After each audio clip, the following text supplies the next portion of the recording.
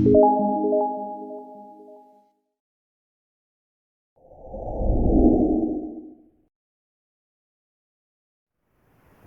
is Srinivas Rao. Welcome to Srinivasa Institute of Competitive Excellence. So you take into consideration of any kind of a competitive exam, one of the major subject is reasoning. So in this reasoning, maximum weightage should be depending upon what kind of a exam you are supposed to write.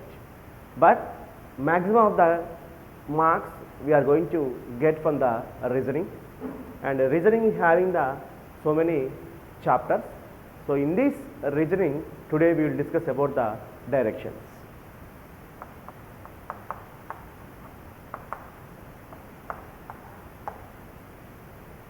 So I will give the some kind of introduction about the direction.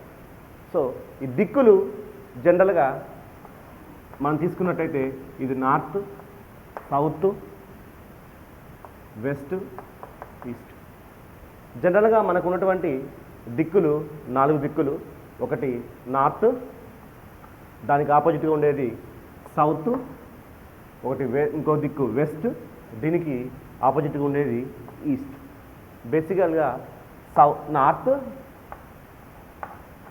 And south and west, east. ఈ 4 కాకుండా మరొక 4 దిక్కులు వీటిని కలుపుకొని ఇలా ఉంది.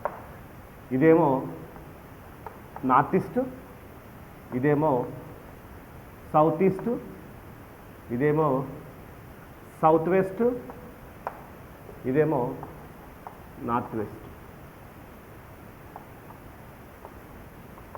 So we have the combination of these 4, north, south, west, east.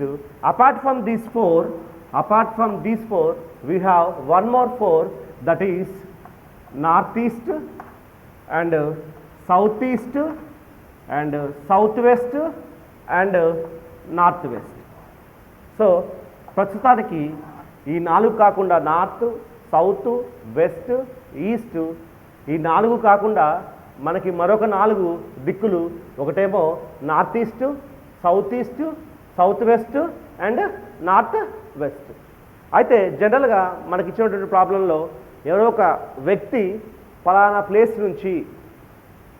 Place నుంచి కొంతవరకు ఏ దిక్కున ప్రయాణించాడు, ఆ తర్వాత అక్కడి నుంచి ఏ దిక్కున ప్రయాణించాడు, అక్కడి నుంచి ఏ దిక్కున ప్రయాణించాడు, చివరికి అతను ప్రస్తుతం స్టార్ట్ అయిన ప్లేస్ నుంచి ఆ ప్లేస్కి ఎంత దూరంలో ఉన్నది, లేకపోతే ప్రస్తుతానికి అతను ఏ డైరెక్షన్ని సూచిస్తున్నాడు.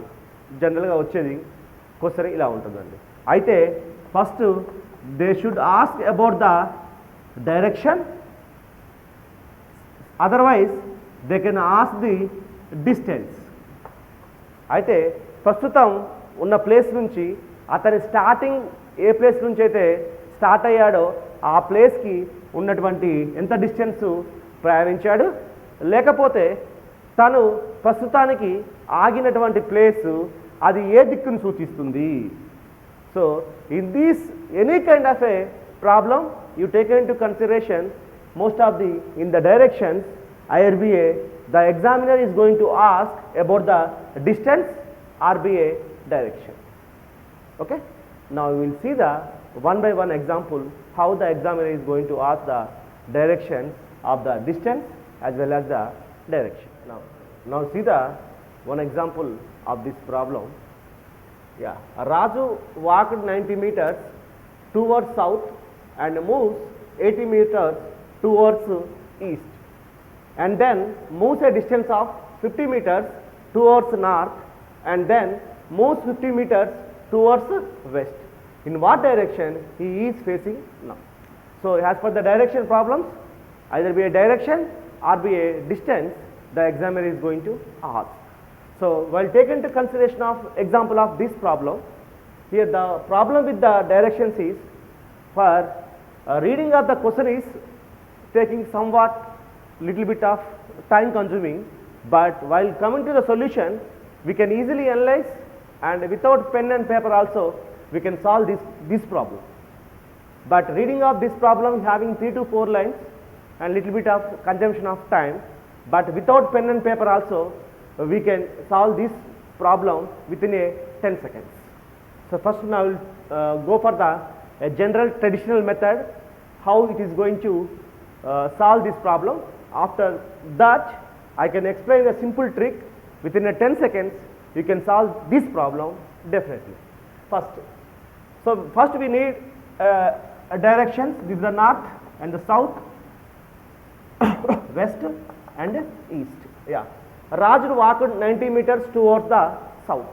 So for this kind of a problems, ఈ ప్లేన్లో మనం ఎక్కడైనా తీసుకోవచ్చండి.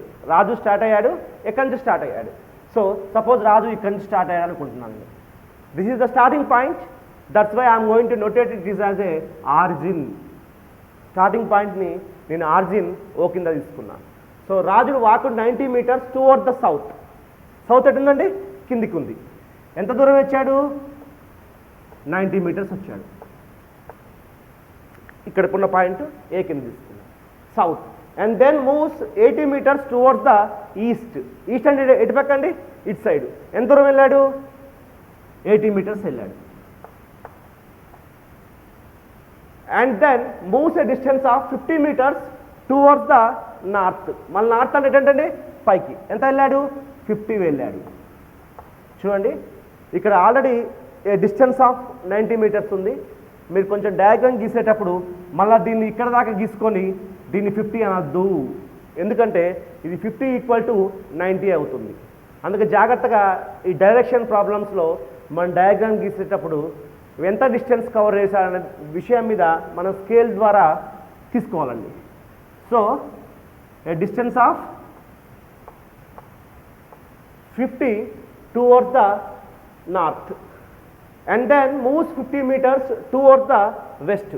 ఇక్కడ నుంచి వెస్ట్కి ఎంత వెళ్ళాడండి? 50 మీటర్స్ వెళ్ళాడు. అంటే ఇంతవరకు తీసుకోండి, 50 మీటర్స్ వెళ్ళాడు. In what direction he is facing now? This the question. ఇప్పుడు లాస్ట్గా ఎటు వెళ్ళాడండి? తను డి దగ్గర అయిపోయాడు. ఇది లాస్ట్ పాయింట్. ఆర్జిన్ ఇక్కడ ఉంది. అది ఇప్పుడు ప్రస్తుతానికి ఆయన ఏ ఫేస్లో చూస్తున్నట్టు మన ఇటు సైడ్ ఏంటండి? ఈ దిక్కేంటి? వెస్ట్. సో చివరిగా తను ఇక్కడ నుంచి వెస్ట్కి 50 మీటర్లు ప్రయాణించిన తర్వాత ఆ వ్యక్తి రాజు ప్రస్తుతానికి ఏ ఫేసింగ్లో ఉన్నాడు, ఏ దిక్కును సూచిస్తున్నాడు? చివరికి తను వెళ్ళింది ఏంటండి? వెస్ట్. అందుకే రాజు ఇప్పుడు ఏ దిక్కున ఉన్నాడండి? He is facing west. Okay, this is the solution about this problem by using this diagram. Then I have a doubt, ఈ ప్రాబ్లం చేయటానికి మన డయాగ్రామ్ నిజంగా అవసరమా? రాజు ఇటు తిరిగాడు, అటు తిరిగాడు, అంత దూరం వెళ్ళాడు, ఇంత దూరం వెళ్ళాడు, చివరికి ఎటు వచ్చాడండి రాజు? చివరికి రాజు ఎటు వెళ్ళాడు? He is 50 metres towards west. అంతకుముందు రాజు ఎటు పక్క తిరిగితే మనకెందుకండి? చివరి దిక్కుగా రాజు ఎటు వెళ్ళాడు? 50 మీటర్స్ వెస్ట్కి వెళ్ళాడు. మరి వెస్ట్కి వెళ్ళినాడు వెస్ట్కి వెళ్ళే ఉంటాడా? మన సౌత్ కానీ నార్త్ కానీ సూచిస్తాడా? ఎటు సూచించాడు. చివరిగా అటు తిరిగి ఇటు తిరిగి అటు తిరిగి రాజు చివరిగా 50 మీటర్లు వెస్ట్కి టువర్డ్స్ ద వెస్ట్. ఎటు తిరిగినా కూడా లాస్ట్కి రాజు అనేవాడు వెస్ట్కి వచ్చాడు. రాజు అనేవాడు చివరికి వెస్ట్ తిరిగి వెళ్ళాడు. అయితే ఖచ్చితంగా రాజు అప్పుడు ఏ దిక్కును సూచిస్తాడు? ఖచ్చితంగా వెస్ట్నే సూచిస్తాడు. మరి దీనికి ఈ డయాగ్రామ్ అవసరమా? ప్రాబ్లం రీడ్ చేయడానికే ఈజీగా 1 to 2 minutes, మళ్ళీ డయాగ్రామ్ గీయడానికి 2 minutes, మనం ఆన్సర్ చేయడానికి 1 minute. Total it will takes 5 minutes of your valuable time in the competition of the exam. Examiner ఎంత స్మార్ట్గా ఆలోచిస్తూ ఉంటాడో మనం అంతకంటే స్మార్ట్గా ఆలోచిస్తేనే definitely you will be one unique among all the competitive field of the other students. అంటే ఈ ప్రాబ్లాన్ని మనం without pen and paper also we can solve this problem so Raju ఇటు వెళ్ళాడు, అటు వెళ్ళాడు, ఆ దిక్కున వెళ్ళాడు, ఈ దిక్కున వెళ్ళాడు, అంత దూరం వెళ్ళాడు, ఇంత దూరం వెళ్ళాడు. కానీ చివరికి రాజు అనేవాడు ఎటు వెళ్ళాడండి? వెస్ట్కి వెళ్ళాడు. సో వెస్ట్కి వెళ్ళినాడు always he is going to do the facing of west only, but north or east or south. So చివరికి రాజు ఎటు వెళ్ళాడండి? 50 metres towards the west. So అందువల్ల చివరికి లాస్ట్కి రాజు అనేవాడు ఫేస్ చేసేటువంటి దిక్కు ఖచ్చితంగా వెస్టే అవుతుంది. So these kind of a problems without a pen and paper definitely we can solve within a 10 seconds of time. Okay, take into consideration of a second problem. This is example. A man walks 50 meters towards the east and then turns 50 meters towards the south and then turns 120 meters towards the west and turns 25 meters towards the north and finally 70 meters towards the east. Then the examiner is going to ask the distance from the starting point to final point or ending point. Previous ఎగ్జాంపుల్లో మనం direction కనుక్కున్నాం, ఈ ఎగ్జాంపుల్లో మనం distance కనుక్కోవాలి. ఈ ఎగ్జాంపుల్లో మనం distance కనుక్కోవాలి. First I'm going to solve this problem by a traditional method, that is by using a diagram. After that we are going to take into consideration of a small trick for how to solve this kind of a problems. So for this origin first 50 meters towards the east. Suppose ఇక్కడ start అయ్యాడు అనుకున్నామండి, origin 50 meters towards the east. ఇక్కడ start అయిన అతనికి 50 meters towards the east. East అంటే ఇటు పక్కండి, ఇటు side towards the east 50 meters. So ఇక్కడ స్టార్ట్ అయిన అతనికి towards 50 meters east and then 50 meters towards the south. 50 meters towards the south. ప్రస్తుతానికి అతను ఎక్కడ ఉన్నాడు అండి? ఇక్కడ ఉన్నాడు. ఇక్కడికి సౌత్ అంటే కిందికి ఎంత దూరం? 50 meters. And then 120 meters towards the west. So ఇక్కడ ఉన్న అతనికి వెస్ట్ సైడ్ ఏంటంటే ఇటు సైడ్ ఎంత వెళ్ళాడు? 120 వెళ్ళాడు. Right, 120 west. And then 25 meters towards the north. ఇక్కడ ఉన్న వ్యక్తికి నార్త్ అంటే ఏంటండి? పైకి వెళ్ళాలి. పైకి ఎంత వెళ్ళాలి? 25 meters. సో ఆల్రెడీ ఇక్కడ నుంచి ఈ పాయింట్ నుంచి 50 meters పైకి ఉంది. సో 25 అంటే కరెక్ట్గా ఆఫ్ వచ్చే విధంగా గీసుకోండి. అంతేగాని మీరు ఇక్కడ నుంచి ఇక్కడ దాకా గీసి దీన్ని 25 అన్నా అనుకోండి, అప్పుడు ఈ డయాగ్రామ్ గీసేటప్పుడు మనకేంటంటే 50 = 25 అవుద్ది. అందుకే జనరల్గా డయాగ్రామ్ గీసేటప్పుడు we should have to follow one kind of a notation or a scale. So ఎంతవరకు గీయాలి మనం? ఇంతవరకే గీయాలి.